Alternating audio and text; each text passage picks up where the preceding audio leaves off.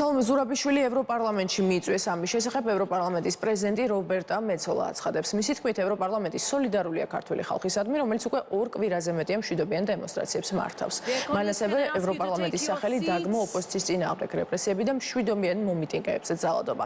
რობერტა მეცოლა აღნიშნულ ქმედებებზე პასუხისმგებელი პირებისთვის სანქციების დაწესების ინიციატივით გამოვიდა.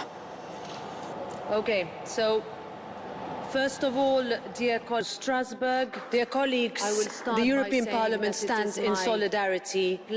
ევროპარლამენტის სოლიდარობას უცხადებს ქართველ ხალხს, რომელიც უკვე 2 კვირაა თბილისისა და მთელი ქვეყნის ქუჩებში მშვიდობიანად და მოთმინებით გამოდის ევროპული მომავლის მოწოდებით. აფრიალებს ევროკავშირის დროშებს, როდესაც მათ წყლის ჭავლი ესხმევათ. მივმართავ ქართველ ხალხს.